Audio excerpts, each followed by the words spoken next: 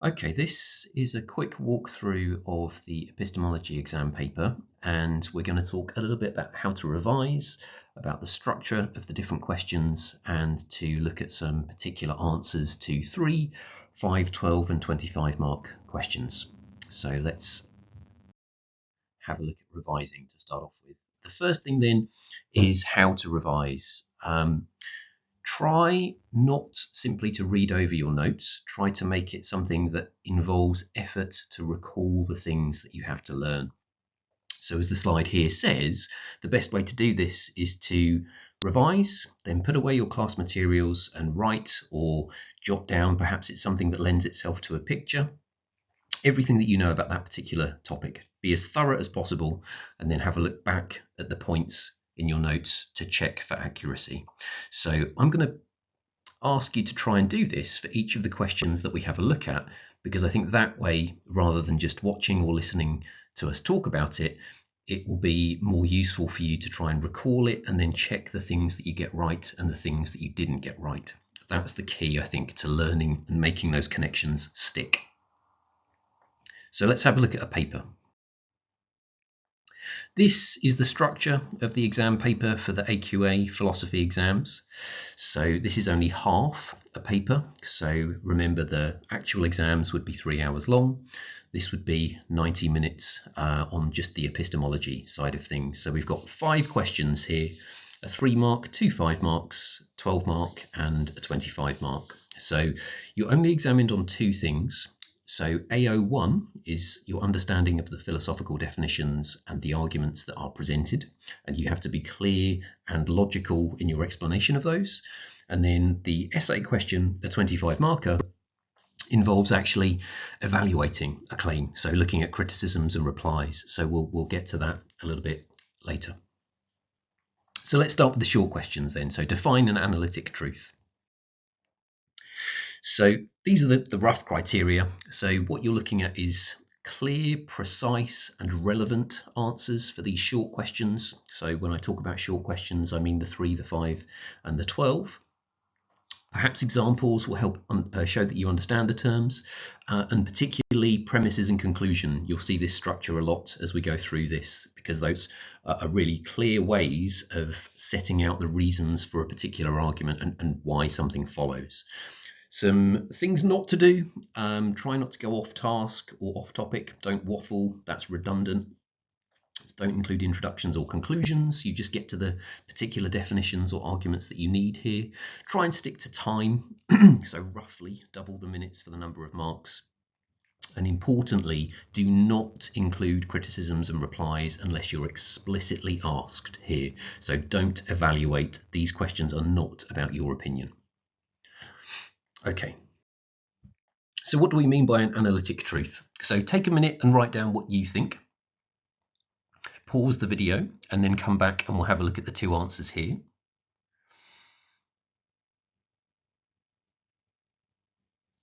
Okay, so a couple of answers to have a think about. What do we think of this as an answer? So analytic truths are anything you can know without experience.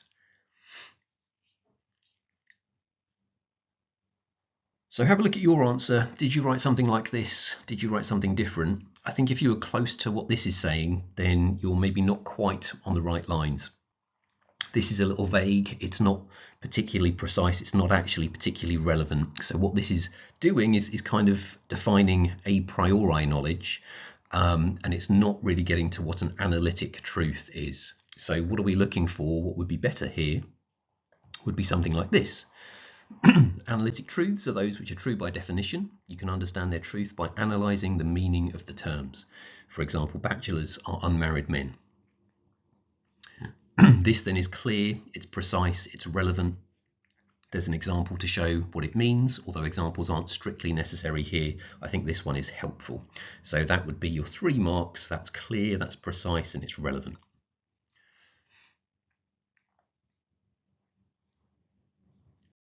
Okay, moving on. So Leibniz and the argument for innate knowledge of necessary truths. So Leibniz, remember, is a rationalist. he's giving us a particular kind of argument for innate knowledge, and he's directly responding to Locke, who we're going to look at a little bit later on, with his ideas of the mind as a blank slate. Leibniz disagreed with Locke, and he thought there was innate knowledge, and specifically innate knowledge of these necessary truths. So he talked about the mind being like a veined block of marble, and this was an analogy that he uses to try and show that there is a structure of certain kinds of truths built into the mind. So take a minute to write down what you know about Leibniz. What was a necessary truth, and why does he think they're innate?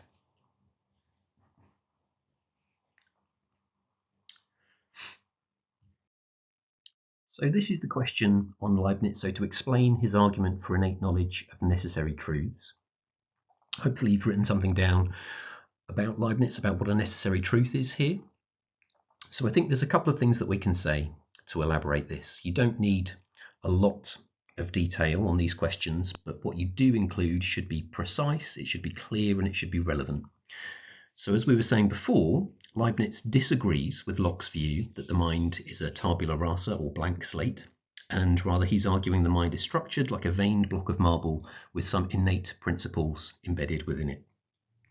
So it's a good idea with these 5-mark questions in particular, if you can, to set out the argument in the formal steps with premises and conclusions that we mentioned before. So this is how you might do it for Leibniz. So the first premise is that the senses, so our experiences of the world from what we see and hear and smell and taste and so on, only give us particular one-off instances of something. So I look out into the road and I see that there's a particular car, but that car might not be there tomorrow. If I add 2 apples to another 2 apples, that kind of gives me 4 apples, and I've seen a particular instance of that truth. But however many times we can have sense experience of these things, the collection of one-off instances can never show us the necessity of a truth. So a necessary truth is one which must always be true, or which is true, as philosophers sometimes say, in all possible worlds. So simply seeing 2 apples added to another 2 apples, even if I see that a bunch of times, doesn't show me that that has to be true for all time.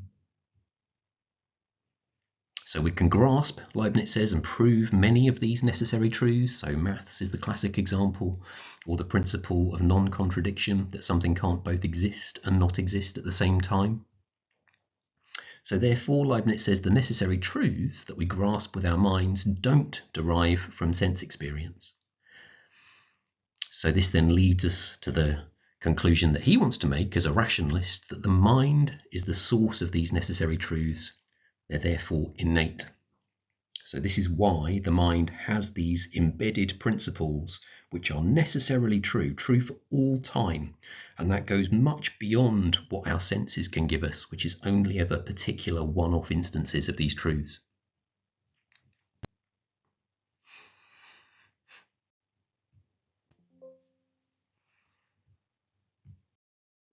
So moving on, another 5-mark question here, which is about philosophical skepticism and normal incredulity. Sometimes you'll be asked about differences between particular terms or particular arguments or positions we've studied.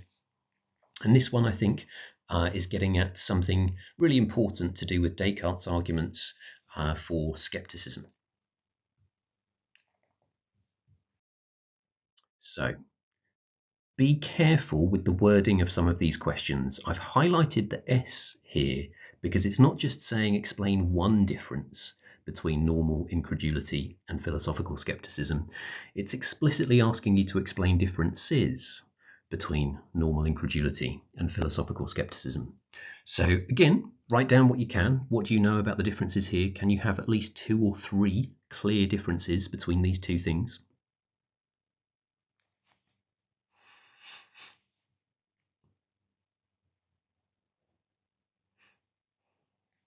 So let's see what the differences are. Well, firstly, just in terms of definitions, normal incredulity is the kind of everyday doubt we raise about particular instances of knowledge. Did I leave my keys in the car? Is that Robin over the road or someone who looks like him? These kinds of things. Whereas philosophical skepticism is the systematic doubt that questions the grounds for justifying our knowledge as a whole. It's much more thoroughgoing. It's something which isn't confined to just one particular instance. It's something which is about the nature of our knowledge in general. So how could we elaborate this if we're looking for differences between the two things?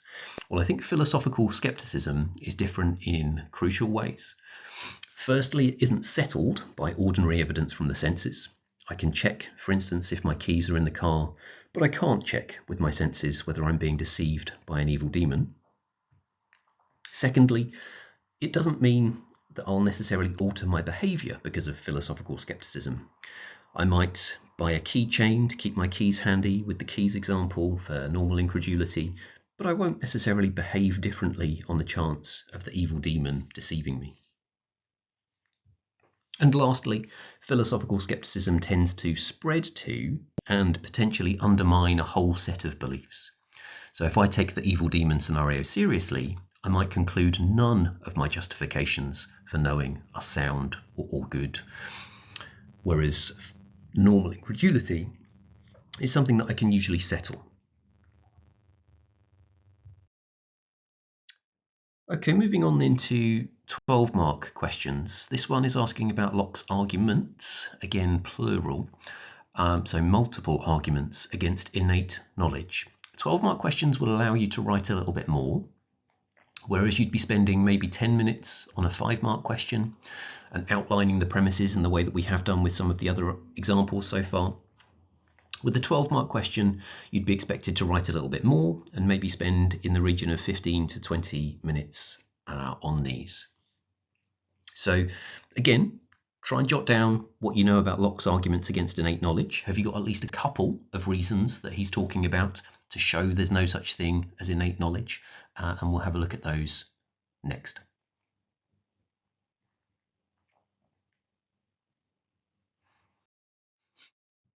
Okay, I think the key argument here is going to be the one about universal agreement or universal assent. Locke makes this case that if something is innate, it would be kind of present in everyone. So let's see what we could say about Locke's views here. So Locke, as we know, is an empiricist, and an empiricist believes all of our knowledge is derived from experience and there's no innate ideas. He's arguing against the rationalist case of innatism or belief in innate knowledge or innate ideas, and he's proposing that the mind at birth is a tabula rasa or blank slate, and that all ideas and knowledge are derived from experience.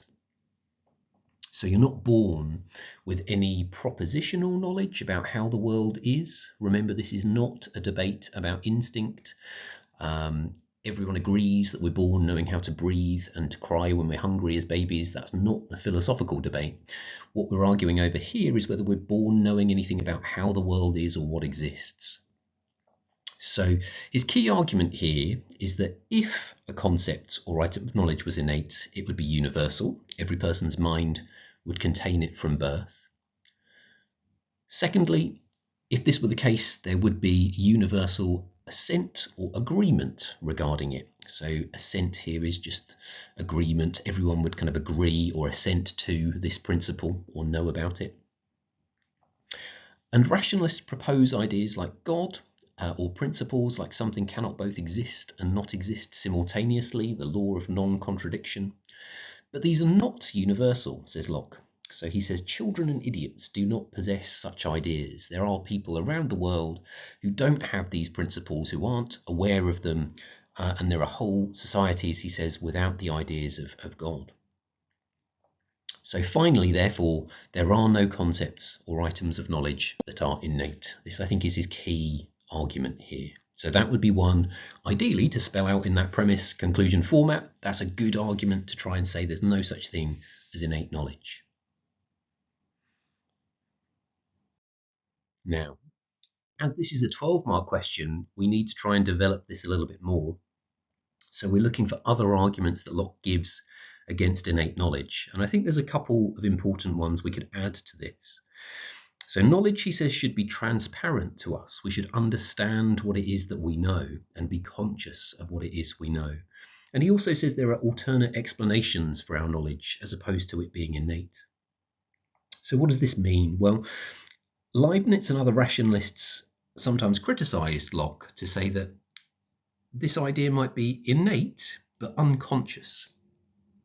So in response to this objection that children and idiots may possess such knowledge but it's unconscious, Locke points out that the idea of unconscious knowledge is contradictory, because to know something is to be aware of it. So to say that we know something but aren't aware of it makes no sense. It would also allow, he says, the absurd conclusion that anything could count as innate knowledge, as it just needs to be triggered by experience to be unlocked. So we wouldn't be able to distinguish innate from non-innate knowledge. I could say that I've got innate knowledge of skateboarding. It's just triggered or unlocked when I get on a skateboard and practice how to skateboard. It seems like an absurdly permissive conclusion. It allows us to define too many things as innate. And finally, he argues that anything proposed as innate can be explained more simply in terms of experience. So the principles of maths or logic can be broken into ideas of existence and non-existence that are learned through experience and are explained through his notions of simple and complex ideas from sensation and reflection. Remember, Locke has this account of ideas where you can form complex ones like unicorns from ideas that you have from experience of white and horses and these kinds of things, and that you have ideas from the senses and also ideas from within your own mind. So ideas of sensation like red and reflection like anger or hope or desire.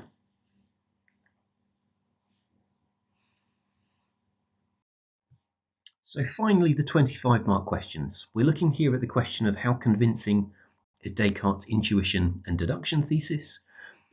These take considerably more work and involve the AO2 skill, which is a bit more demanding than just the rehearsal of the arguments that we've been looking at so far. So this is where you're expected to make up your mind and make a clear case to the reader of whether you find this claim convincing or unconvincing and what reasons you can offer for your view. So this might be helpful to create a mind map or do a bit more of a comprehensive plan on, and then we can go through some of the key arguments and criticisms on this.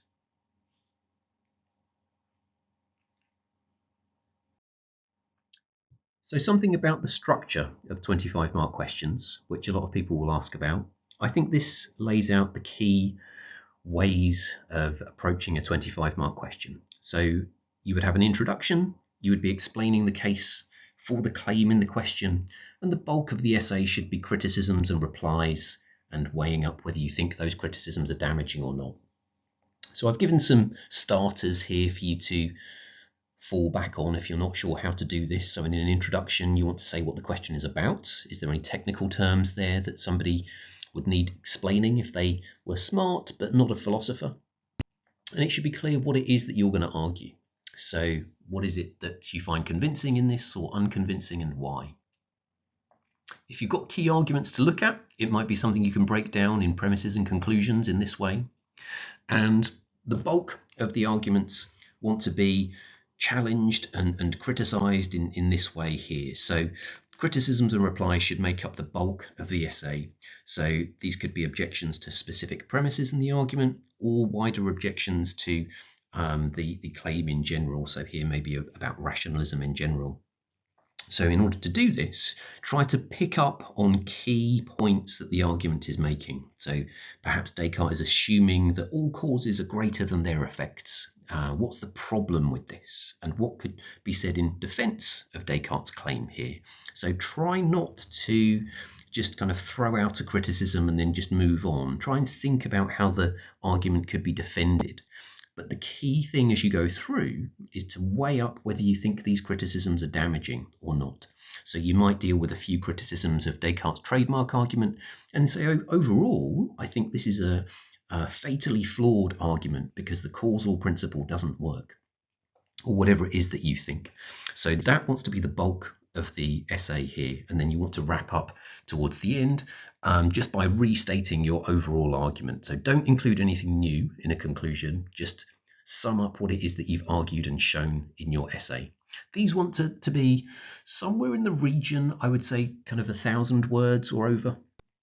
So really, really top level essays will be a bit longer than that. But I think 1,000 words is what to kind of aim for in about 45 minutes to an hour here for the timing. Okay, so what do the terms here mean? So intuition is when you just grasp a truth by thinking about it with no need for experience. So technically the immediate and a priori apprehension of a truth. Deduction is where you have to work out a truth using logical reasoning, but you don't need to justify it each time. And this is a kind of a priori knowledge as well. Something is neither of these things if you could imagine it being otherwise, or something that needs experience to justify it.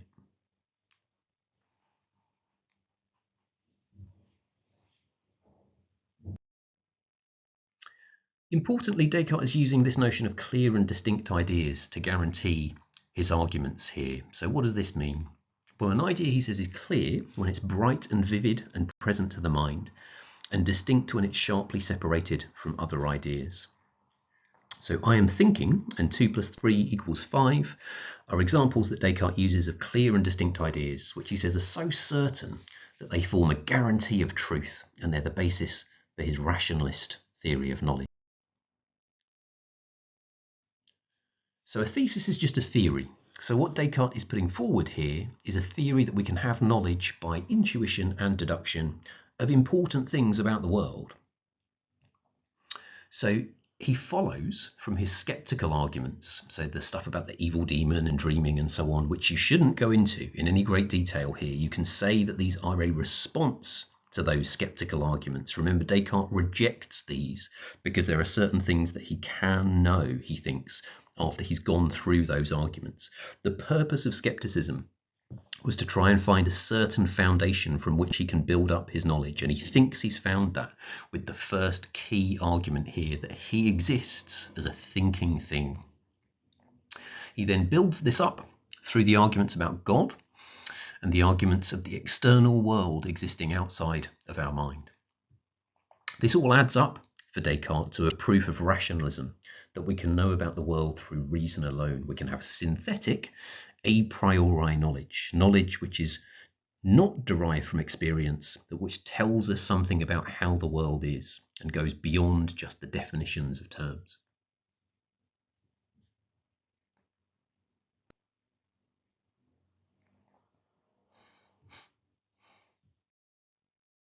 So I think this would be a basic outline of the essay here. Now, this is only a very basic framework. You would want to try to include replies to the criticisms that I've mentioned here, if possible, certainly around the self and the trademark argument. There are lots of other arguments that you could use here, and the textbooks talk about other arguments that Descartes gives for the existence of God, which we're going to examine next year in the 6.2 topic, the metaphysics of God. But let's stick to these ones for now. So the Cogito argument, the criticisms of that, the trademark argument, lots of criticisms of that. That's really where the focus of this would be, and his final argument for the external world and problems offered with that as well. So how would this look? What would we talk about? Well, the Cogito, first of all, is an a priori intuition. We've said that Descartes uses the 3 waves of doubt to establish that we can doubt almost everything. But he then, remember, lands on this one thing that he cannot doubt. Even in doubting, he is showing that he is thinking. So the one thing immune from doubt is that I think, and we know this from intuition. It's immediately grasped through reasoning. This then leads to the conclusion that I exist. If I'm thinking, then I must exist. There must be something to do the thinking. And this gives us a priori knowledge about the kind of thing that we are and that we must exist. So Descartes says, I think, therefore I am, cogito ergo sum, and this is proof that there is a self, a thinking thing, which exists throughout time. Now, as we'll see next year, Descartes believes in a soul, and he thinks that we are essentially this soul which is somehow tied or bound up to the physical body that we inhabit. So there is something consistent and stable through time, which is me, which is myself or my soul. What's wrong with this then? So Hume, the empiricist, has a problem with this idea of the self. For Hume, like Locke, all concepts or ideas are copies of sense impressions. They're all copied from the experiences that we have of the world, either from our senses or from reflection, from our the internal workings of our mind. And Hume wants to say that the self argument, the cogito, doesn't work because it can't be copied from a particular impression which always stays the same throughout our life. So he describes how we can't have a sense impression of the self because when we try and look at what this refers to, we simply end up observing particular things like heat or pleasure or anger, these sorts of things, and they change. They're not stable or persistent or consistent across time. So the self for Hume is not a clear and distinct concept referring to a singular thing. It's just a changing bundle of impressions that goes from one thing to another at each moment. There is no stable and persistent self, as Descartes seems to imply here. So how would Descartes respond to this kind of criticism? Well, Hume was writing a lot later than Descartes, but I think we could say that Descartes might reply that Hume is contradicting himself. When he talks about this, he consistently refers to the I that observes his sensations. So perhaps Hume is making a mistake to assume that it would be the sort of thing that we could perceive at all. The self isn't an experience. Rather, it's the first-person viewpoint from which we perceive anything.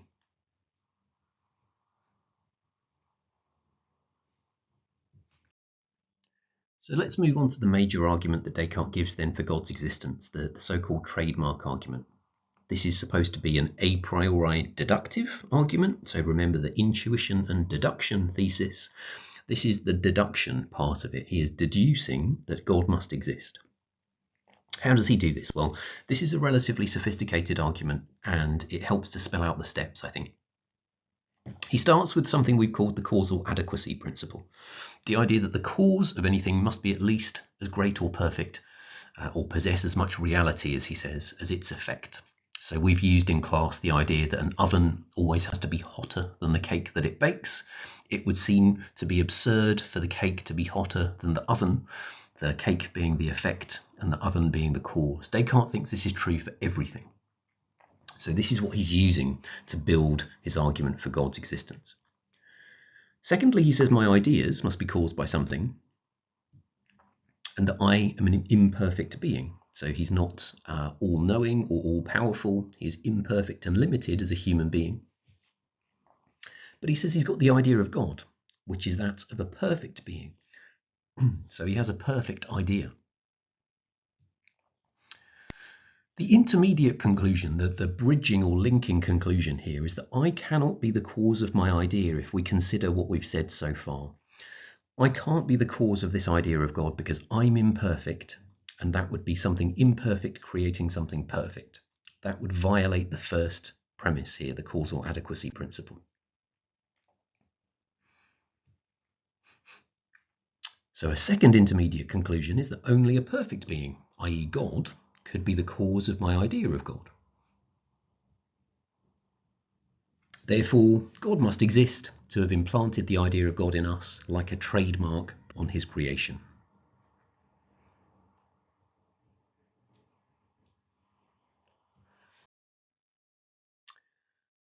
So this is something of a notorious argument from Descartes, and there's lots of problems with it.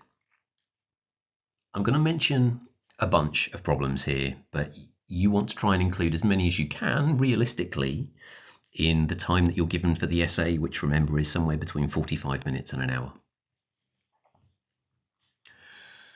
So the causal adequacy principle may not be true is one problem.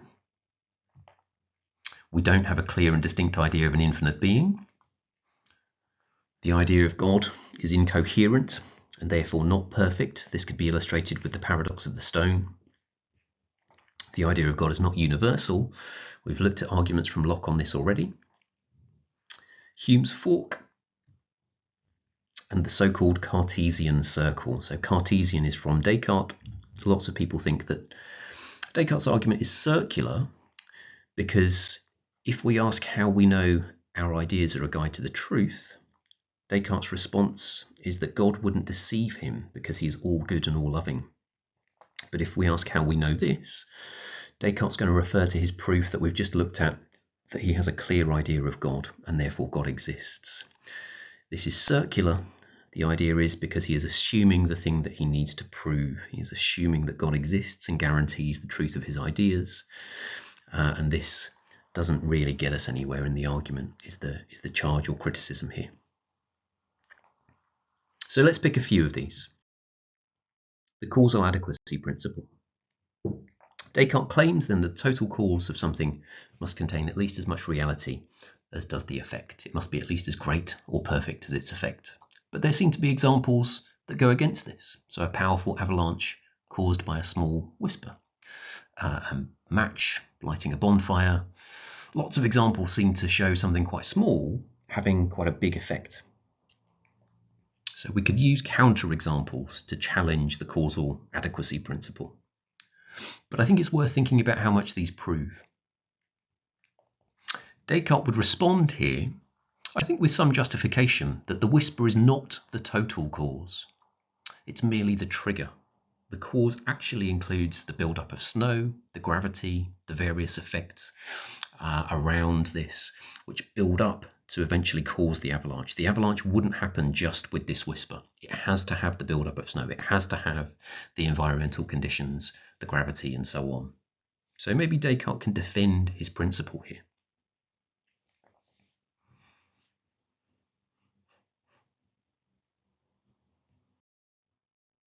Secondly, we don't have a clear idea of an infinite being. Descartes claims that he has a clear and distinct idea of an infinitely powerful God. But I'm not sure how many of us today would say that we have this idea of an infinite being clearly and distinctly in our minds. It's certainly not self-evident. Even quite a lot of theist philosophers, those who believe in God, argue that God's greatness is beyond comprehension. And the best that we can do is to understand it by analogy or comparison with attributes that we know of, so power, love, and knowledge. Aquinas is one notable philosopher who believes this. A further problem addresses the idea of God being incoherent or making no sense. This is something that we could use the paradox of the stone to illustrate. This is a famous argument that tries to show that omnipotence isn't something we can really make sense of. So Descartes claims then that he has a clear and distinct idea of an infinitely powerful God, but maybe something being infinitely powerful is incoherent. The paradox of the stone attempts to try and show that this is incoherent, that it's contradictory or doesn't make sense. How does it do this? Well, it sets out a sort of challenge. If God is omnipotent, he can do anything. So he can create a stone too heavy for him to lift. But if he can create this stone, then he can't lift it, and there's something he cannot do. And if he can't create the stone, there's also something he cannot do. Either way, there's something he cannot do, therefore he cannot be all-powerful or omnipotent. This is trying to say that the idea of omnipotence is incoherent or contradictory. This seems to then challenge the notion that there is a clear and distinct idea of an infinitely powerful, omnipotent God. We will look at replies to this next year when we examine the concept of God, but you might think about whether it actually makes sense for anything to be able to do what is being asked here. Perhaps God is omnipotent, but within the bounds of what is logical. Defenders of Descartes would want to say that's precisely the issue here. God is all-powerful, but being all-powerful doesn't commit you to being able to do illogical things.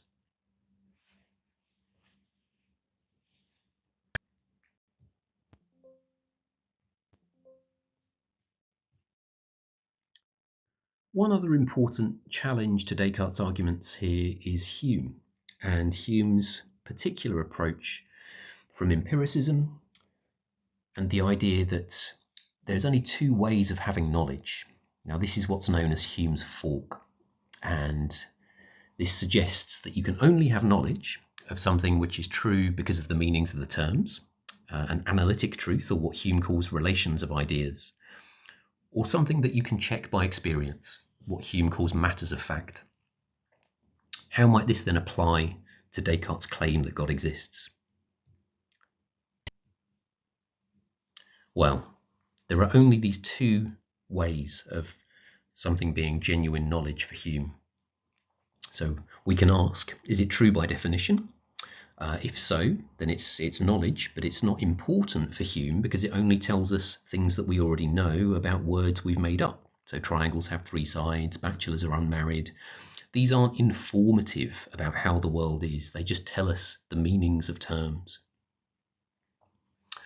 The more important knowledge is matters of fact. But matters of fact are about how the world is, and you can imagine those being different without logical contradiction. I can't imagine a triangle having 5 sides. That would be contradictory. But I can imagine God existing or not existing. I can imagine the walls of the classroom being blue or red or white. There's no logical contradiction whenever I make a claim about how the world is. So if we can imagine something differently, then it's something we need to check with experience because it could or could not be the case. So how does this apply to the proposition that God exists? Well, this can be imagined otherwise without logical contradiction. I can perfectly coherently imagine a world where God doesn't exist. So it would need to be checked against experience to establish its truth, and it's not something we can therefore know by a priori deduction. We have no experience of God, therefore this is not knowledge, we could argue from an atheist viewpoint here, and Descartes' argument that we have an innate idea of God, which we can deduce simply from a priori reasoning, fails.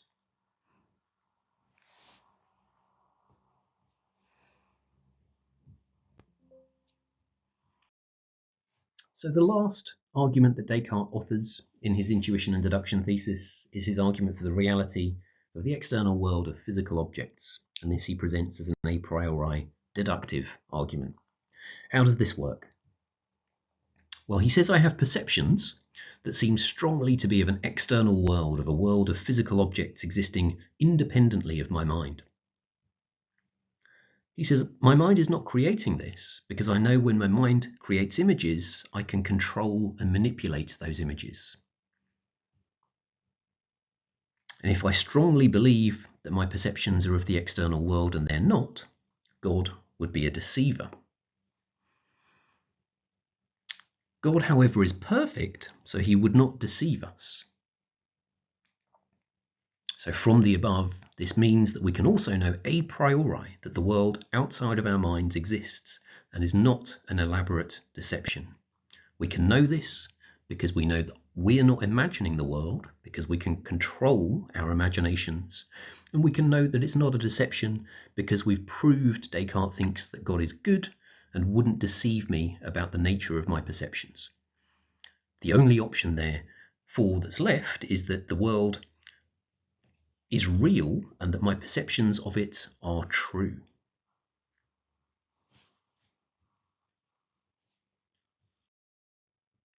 Why might this be wrong then? Well, there's one fairly obvious problem, and there's an appeal that we could perhaps question that he's making in this argument as well. So the appeal to my perceptions is using experience. So he's saying that I can know that my perceptions feel genuinely real, as if they're giving me information about the external world. But surely then that makes this argument a posteriori, not a priori. And the big obvious problem is that it relies on the previous argument for God, which we've just looked at several criticisms for. So if that argument fails, this argument of necessity also fails. If God does not exist, then we can't use him to guarantee the reality of our perceptions of the world as it is.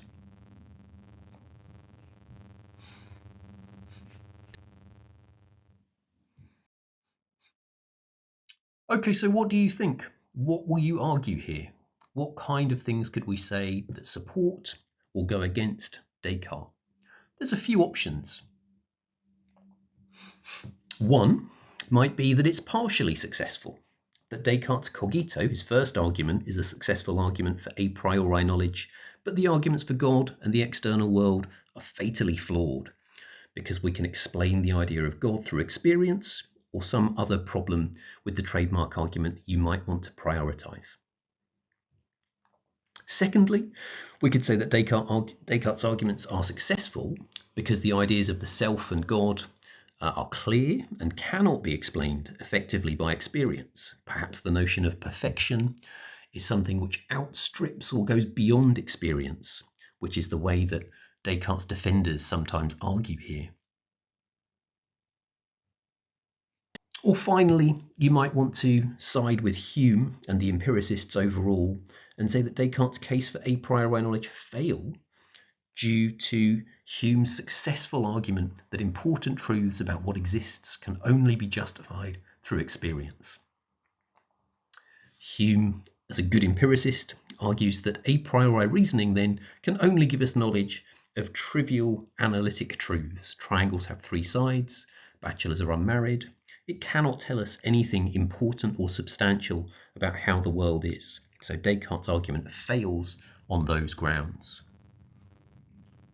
You would want to make your argument clear from the start, give nice detailed criticisms, using replies wherever possible, and making a nice persuasive overall argument that Descartes' intuition and deduction arguments either succeed, partially succeed, or fail for a clear reason that you've backed up in the essay.